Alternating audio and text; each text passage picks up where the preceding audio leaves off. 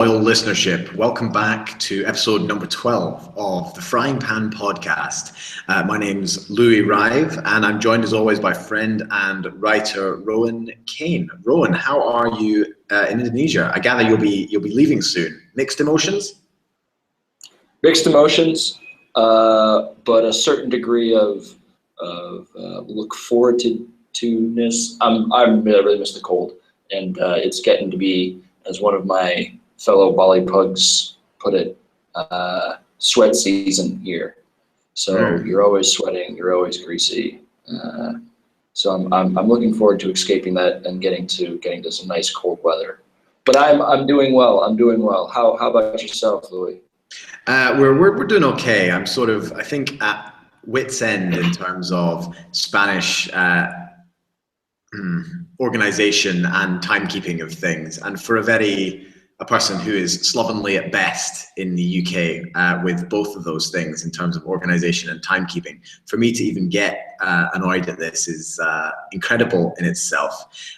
But just a little plug for next week's episode, actually, we will be going into the idiosyncrasies, shall we say, of our respective nations next week, when Rowan will be broadcasting from the fair shores of the United States of America, I believe, and I will vehemently still be here.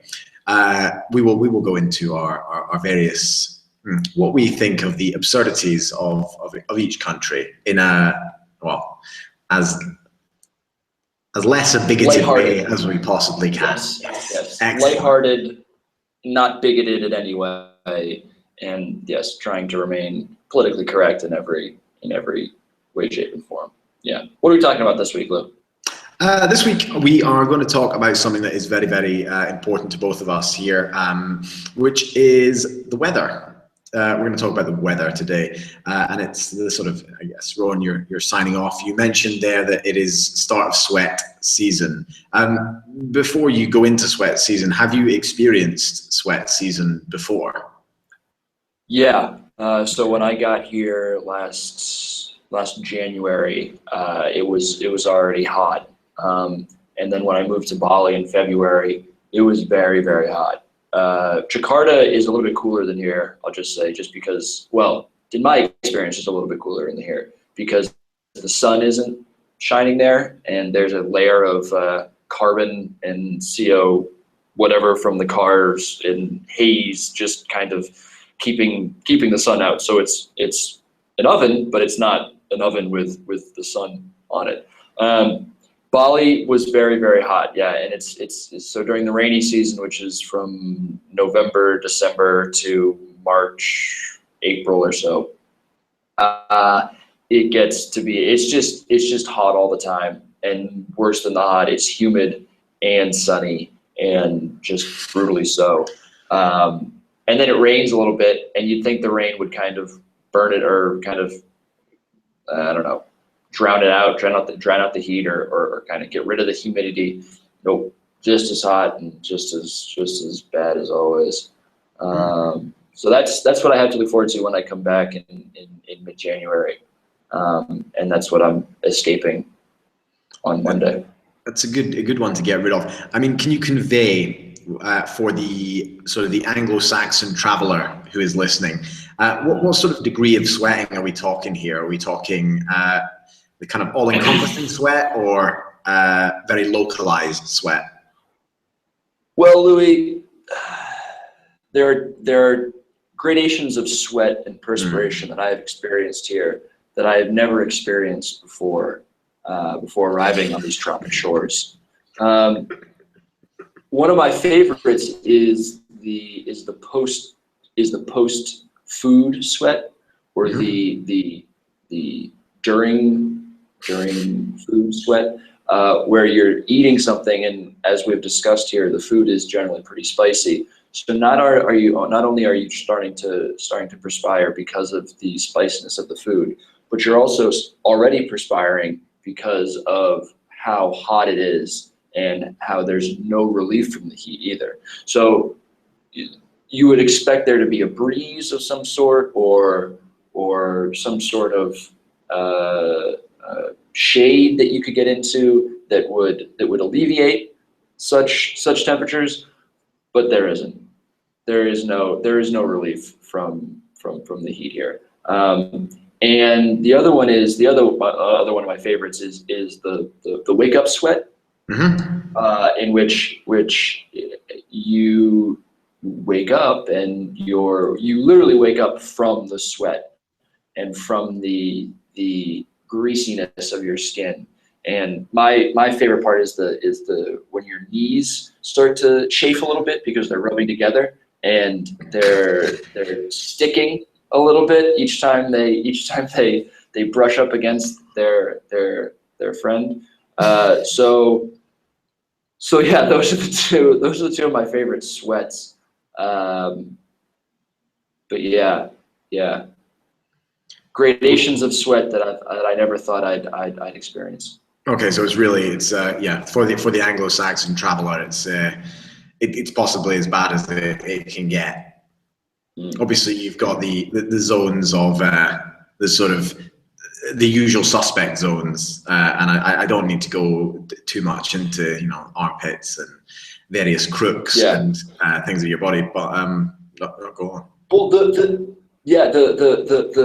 the pit sweat and which I am guilty of in cooler climes. I have been known to need the certain dry, the extra powerful antiperspirant to take care of that for me. But here, that's the least of my worries because I'm sweating from every other pore. So the underarm sweat is actually improved, if anything, here because it's a little bit of a paradox of sorts. I'm sweating everywhere else, but I don't sweat as much from only when I'm in air conditioning. Actually, now that I come to think of it, only when I'm in air conditioning do I actually start to sweat from the less exposed areas of my body. Interesting. That is interesting. I suppose everything is relative. Is what you're trying to get at? It's But yeah. Once you are kind of in that all-encompassing heat, that doesn't make much of a difference. One of those are we talking about one of those heats where when you have a shower and then you come out, it's not noticeably different in terms of humidity? So not so much the difference between the shower. Well, my shower is kind of open, so there's no real kind of difference between the humidity from the shower, from the bathroom, and from the outside. But it's one of those ones where George Costanza of Seinfeld fame had a great line that I think about every time I take a shower. And he was complaining that he had taken a shower after he had exercised, and he goes, I'm gonna be sweating the whole time. And Jerry goes, well, why didn't you take a shower? He goes, yeah, but it didn't take. The shower didn't take. And that happens pretty much all the time here, where I take a shower and I am as soon as I exit the shower or upon exiting the shower and drying myself off, I am immediately sweating again. And it goes right from being wet with shower to wet with sweat. And it's almost impossible to tell the difference. So it's not so humid in that it's like you're walking out of a shower and your glasses fog up or whatever. It's sort of, yeah. No, it's much more a continuation of sweatiness the entire time. Okay, all encompassing. All encompassing. All right.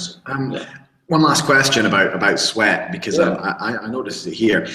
In terms of, there's quite a sort of social stigma in the Western world to kind of walking around when you are sort of covered in sweat. And people tend to sort of look at it with a bit of like, oh, that's a little bit disgusting if you sort of go into a train or something and someone is literally like pouring sweat in London, for example. Is Indonesia gone past the point where anyone gives a flying fuck about how sweaty anyone else is? That is an interesting question.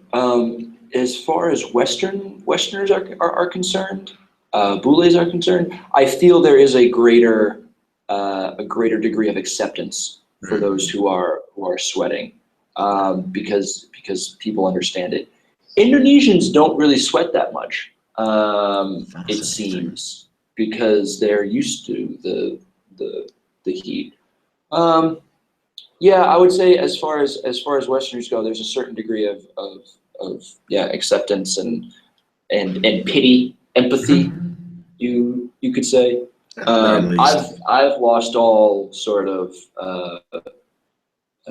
embarrassment as to my sweating. I was a sweaty guy to begin with. I'm a sweaty guy in St. Andrews. I was a sweaty guy when you come in from the cold and it's 100 degrees in the heat because the radiators are turned up to 5 and all that. And I used to be conscious of it, and now I've just lost all kind of. I don't really care anymore if I'm sweating. Yeah. I mean, I care because like I don't like to be sweaty, but it's not something I think other people are thinking about me.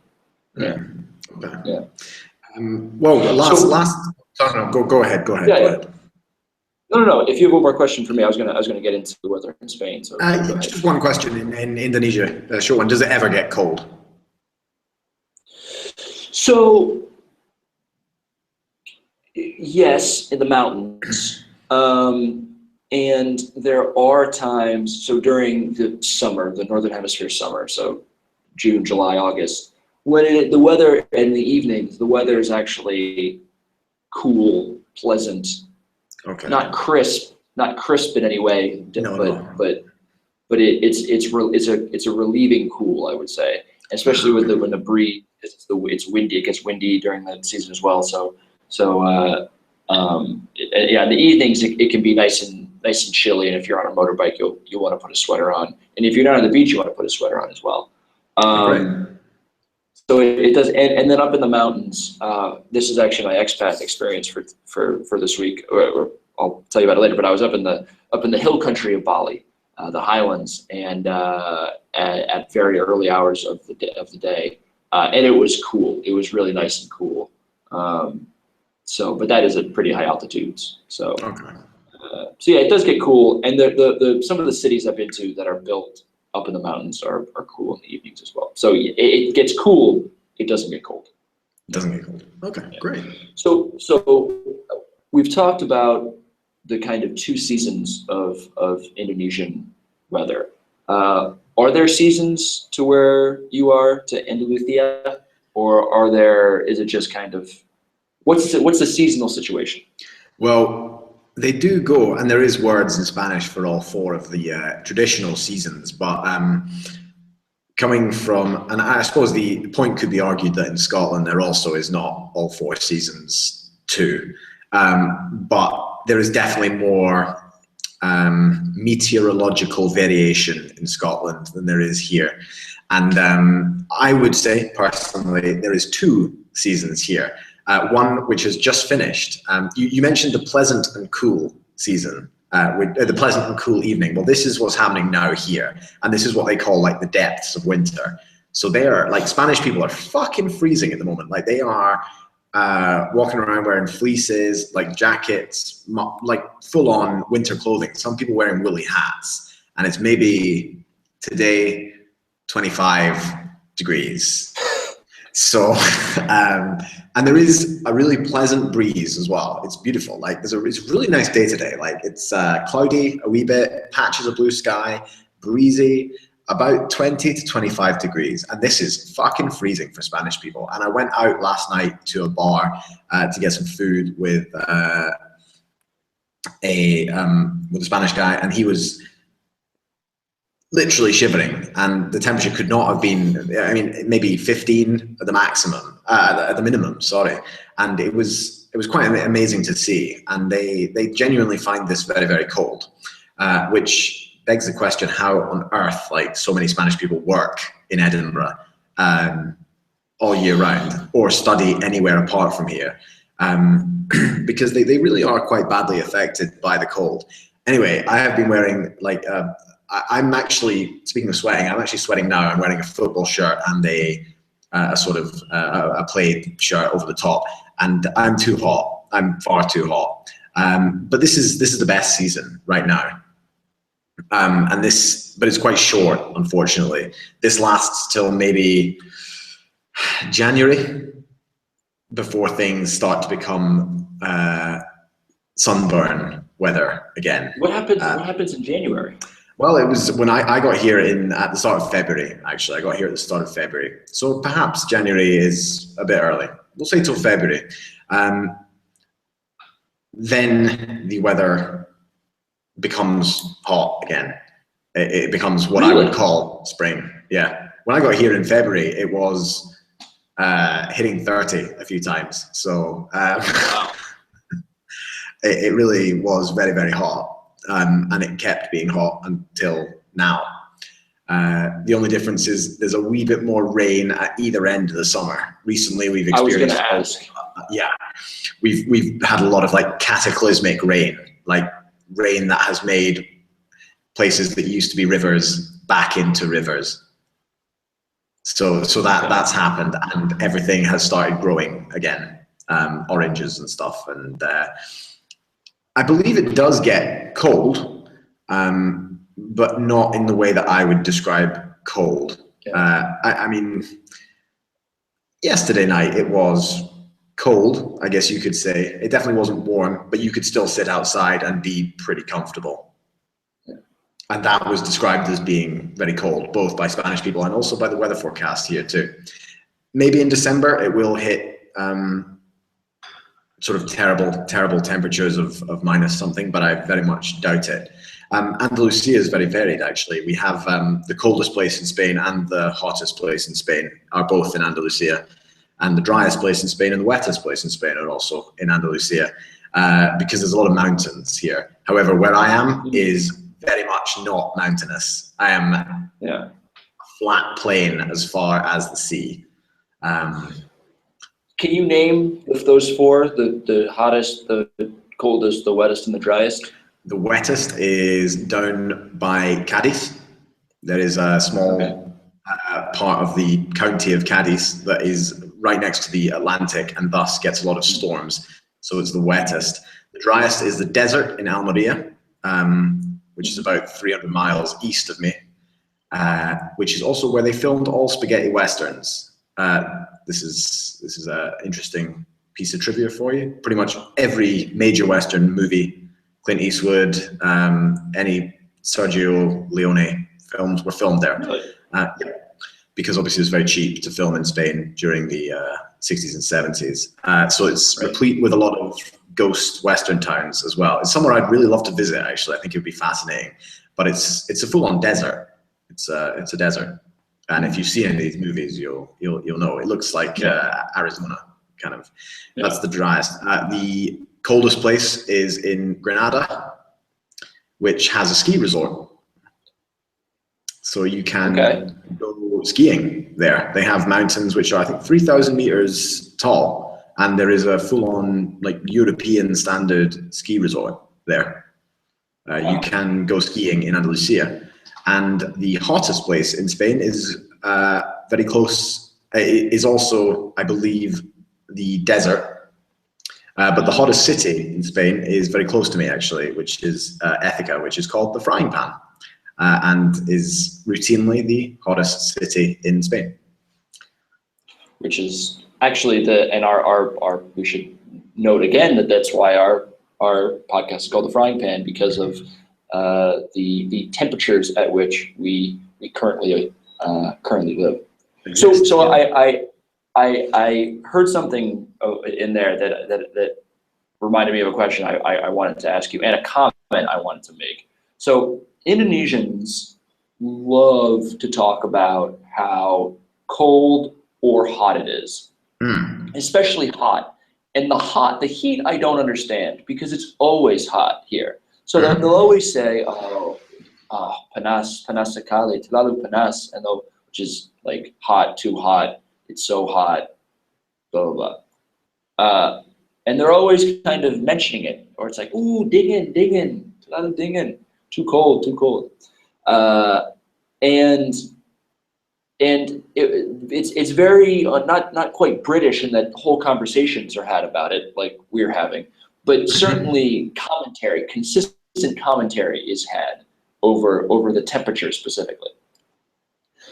Is that the case in La Campania or in Spain? Yeah, not so much with they do moan about the cold a lot. I've got to be honest. Like they do really moan about cold. They think when it's even slightly cold, it's like, oh my god, que fresquito. It's really really cold. Like I'm some you even say I'm congelado. I'm frozen. Like and it's not cold, but they do like to moan about the cold, and they're really bad with the cold. And the main problem is over exaggeration that I find with the cold. There are a few people who have traveled to other places and they say, oh, I went to France and it was even colder than here. And I went, okay, how cold was it there? And they said, oh, it was minus 18 in Toulouse. I was like, no, it wasn't. Like that's ridiculous. No, it wasn't. He goes, oh yeah, absolutely. It was minus 18. We looked on our phones. It was minus 18 degrees in Toulouse. And you think, well, I'm sorry, but that's bollocks, really. That just isn't true. I don't think anywhere in that's Antarctic kind of temperatures we're talking there. That's Russia, not the southern France. Southern France, yeah. So they do love to do this. The thing that is quite weird and a bit different is the heat problem. During the summer here, which we've got into, the summer is fucking hot and absolutely horrible. It's 40 degrees every day, sometimes more. It hit 50 this year in Cordoba, which is just down the road, and it's disgusting. There's no breeze, there's no clouds, there's nothing. It's just baking sun all day. And the nights are maybe 35 degrees because everything is so fucking hot everywhere. And during this time, when you speak to people, they moan about like, oh, it was really hot. And then when you speak to them after this is finished, they go, oh, it wasn't that hot. And you go, well, yes, it was, because you told me at the time, like, and your dog died, for example, because you left it out. Literally my sandals melted to the floor. You asked me why I was in the street at 2 o'clock because I can die. Like some of your relatives have perished because of this heat. And then a month later you go, that summer wasn't so bad. But actually it fucking was. And you're a lying bastard. This happens all the time. And I don't understand why. They go, the summer wasn't so bad. Even though I watched as like, no human being can cope in 45 to 50 degree heat. It's just fucking science. Like the insides of our bodies are less than that temperature. And but it's this kind of bravado thing where it's like, oh, you think that's hot? Well, it's not that hot.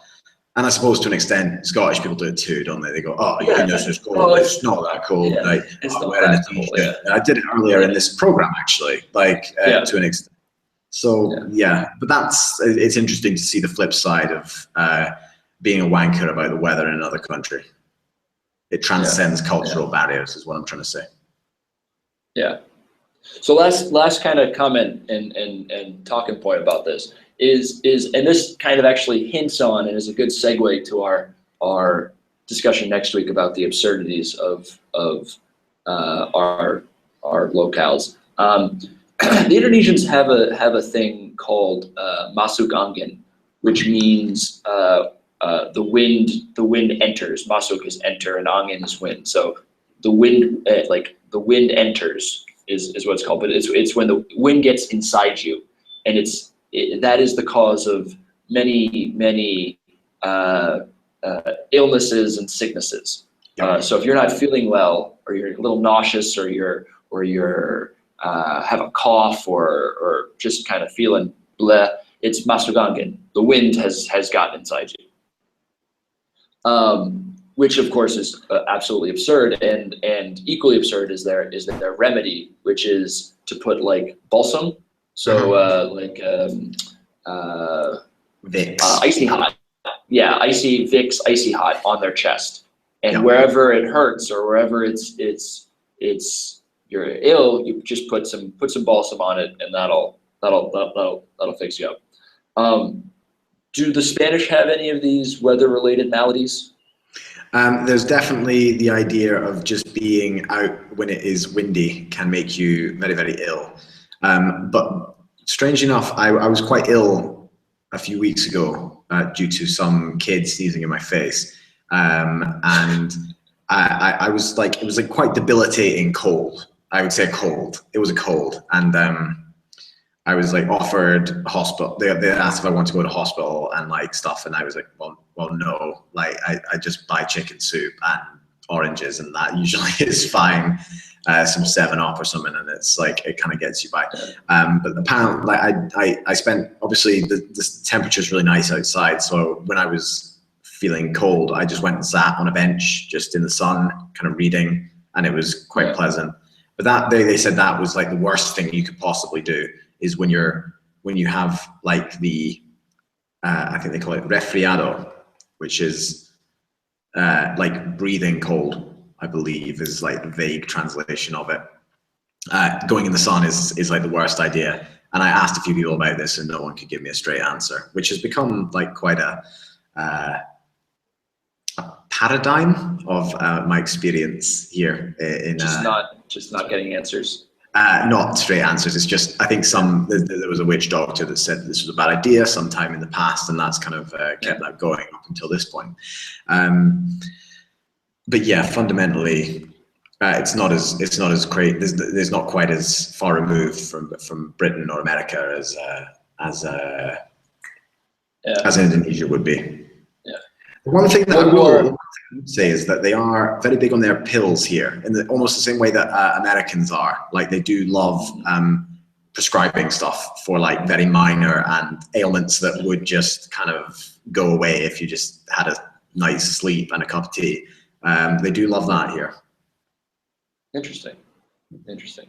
So one, I promised that was the last one, but I'm going to give one more just because I want to mention this. And again, it's very weather related. Indonesians, when it's raining out, won't go anywhere. Yep. And a lot of this has to do with the fact that most of them ride motorbikes, and it's understandable that they wouldn't want to go anywhere. It's quite dangerous. But even if they don't have motorbikes and they're driving in cars, they still it'll be a reason to cancel Congress or to not have a very important meeting. Oh, sorry, it's raining out. Like, why would I come? Do the Spanish have a similar kind of aversion to rain or heat or wind or heat? Not so much, but rain is like a real day killer here. Despite the fact that when it rains, it only ever rains for about 10 minutes. But like the depression of the people, like when it just like a drop of rain happens, it changes the feeling of the town to like this zombie infested hellhole that Satan himself could not, make any worse. And they really don't like rain. They don't like rain. It's like cats. It's like cats. Yeah. It's like cats. Yeah. So on that note, what was your expat experience of the week? I believe it involves some Grant's whiskey. Yeah, I got really pissed this week actually. Like I had like one of those revelatory drinking weeks of. I was away and managed to find some liter of whiskey for €7, which is that's like fucking dangerous. I mean, that's incredibly cheap. So I had a few that I have less now, but anyway, those were procured. And this week, I'm not sure why, but the week after, I think it's to do with when parents leave. I get my mother was here last week. You get this sort of feeling of strange guilt or something, and I was a little bit bored as well. So I started on the Tuesday, which was joyful because I actually teach during the week. But I did continue drinking from Tuesday through to Saturday, which was both before and after class. So the moral of this story, just to cut like the long story short of trying to explain or justify the idea of teaching anything while after a few drams, it's very difficult, and I wouldn't recommend it to anyone, to be quite honest with you.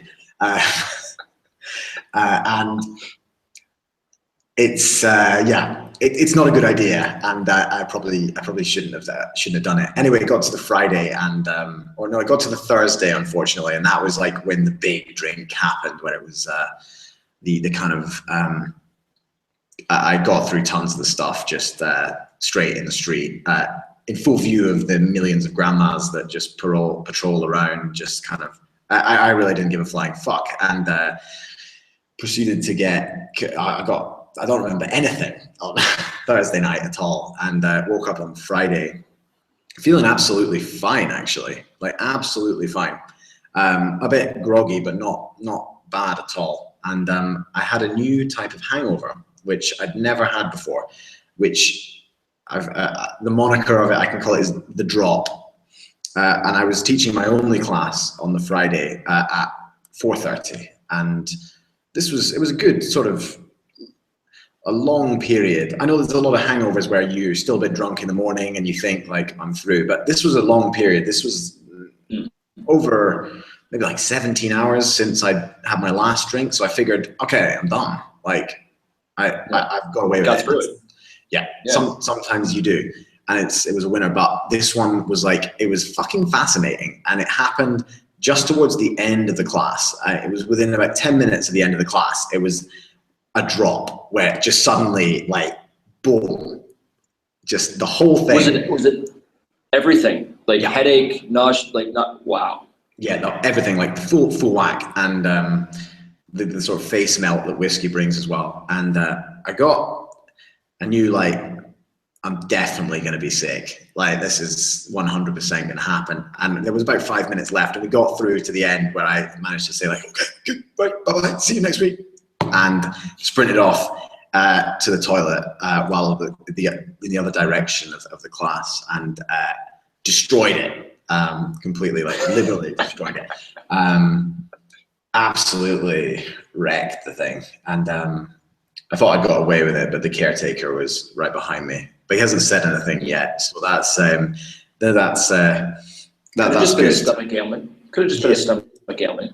It's true. Well, I must have reeked of booze as well, though. Anyway, the bottom line is, my bad experience of the week is that drinking and education, or educating, don't go together that well.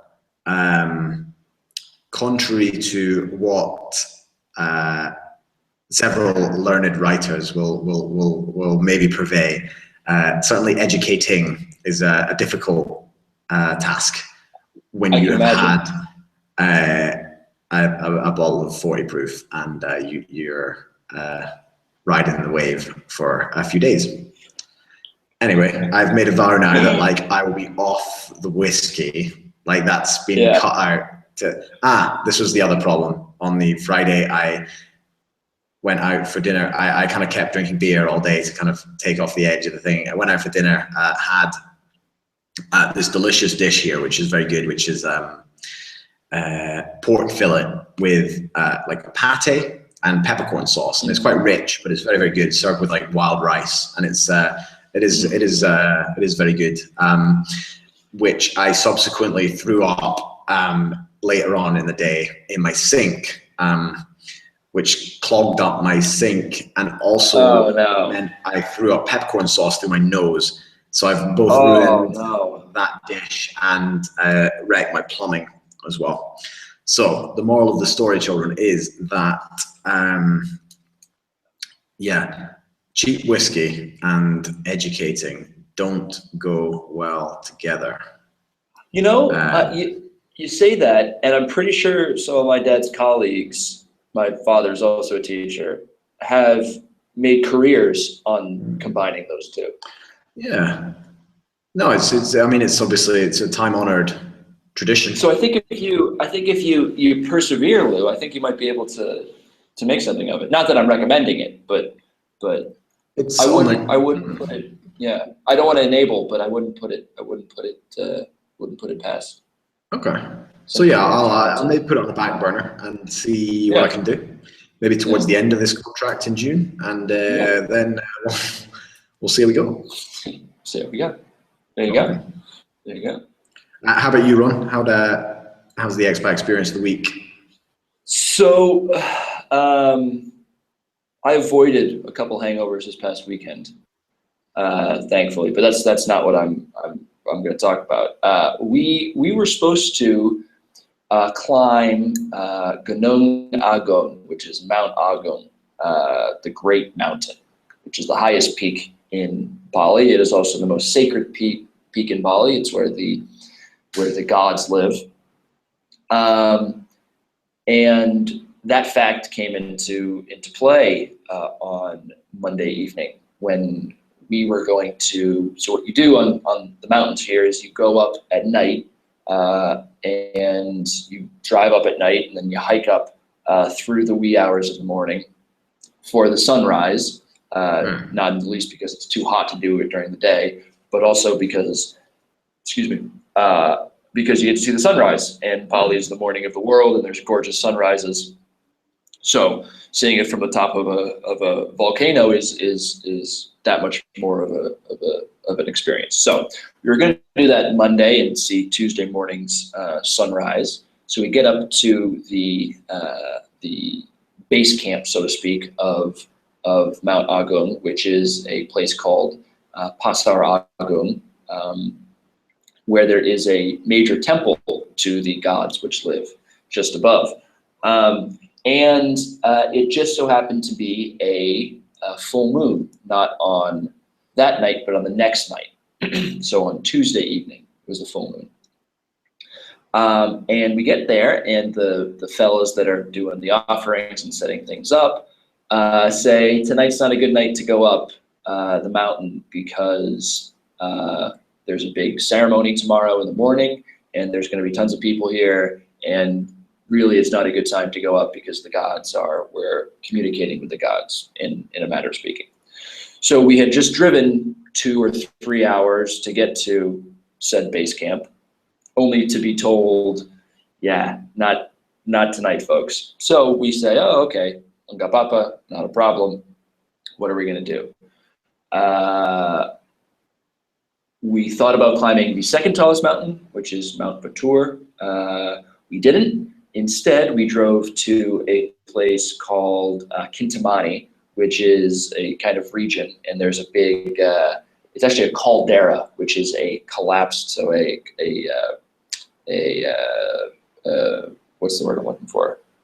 In the middle of a volcano, there's a crater. It's not a crater, because a crater is like what explodes. A caldera is collapse. It collapses. Ah, okay. So it's bigger and more kind of significant than a crater. So and it's beautiful. So we park in the middle of the night at this place, and we sleep in the car for 2 or 3 hours. And then we wake up and see the sunrise in this beautiful caldera with a lake and a lava flow, and the sun was coming up between the mountain we were supposed to climb and the mountain we were thinking of climbing after. And it was really nice. It was really picturesque and really beautiful. Yeah, I'm not going to get a chance to climb Gunung Agung before I leave, and that was one of my goals. But it was still a really nice experience and a really fun little trip. Apart from only getting like 2 hours of sleep in the front seat of the car. Hey, it happens. It's but yeah. Indonesian Mount Olympus. We'll have to wait for another day. It is the Indonesian, or is the Balinese Mount Olympus? Yeah, it's the Balinese Mount Olympus. You're absolutely right. Yeah. All right, well, if you have any photos, stick them on the show notes. Maybe the. There's one on Instagram. You can follow me at RLM Kane, which is also my Twitter feed, where you can send all requests and questions, and I've gotten many, so. Okay. You can also check out my blog at semawongstories.wordpress.com. I haven't posted this week because I'm waiting to get my visa back, and then I'm going to tell the whole visa story on my blog. How can people get in touch with you, Lou? Well, they can, short of being here in Andalusia and knocking on my door, I'm the one guy that's above 5'5".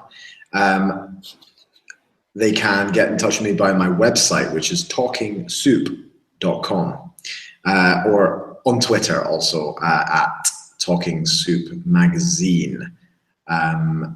So that's how to get in touch with me. Soup Mag. At Talking Soup Mag, I believe. Right. Scratch the Talking last Soup bit. Mag or Talking Soup Magazine? Good question. I think Talking Soup Mag sounds fairly good. Yeah. If you get this far, Talking Soup will get you there in the search bar. There's a fair few followers on there, so get in touch. Let us know. Go on iTunes, subscribe, and write us a review as well. Yeah. It can be good, it can be bad, but if you put 5 stars, we'll still read it. Fantastic. Well, thanks very much, Ron, for joining me again. And I wish you all the best with your travels back to America. Thank you very much, Lou. I will talk to you from the fair, as you put it, the fair shores of New England next week. Looking forward to it. I think it'll be a good time. It'll be a good time. Ladies and gentlemen, tune in next week for more antics, more expat singular action from the Frying Pan Podcast. See you later, Ron. See you later, Lou. See you later, folks. Bye-bye.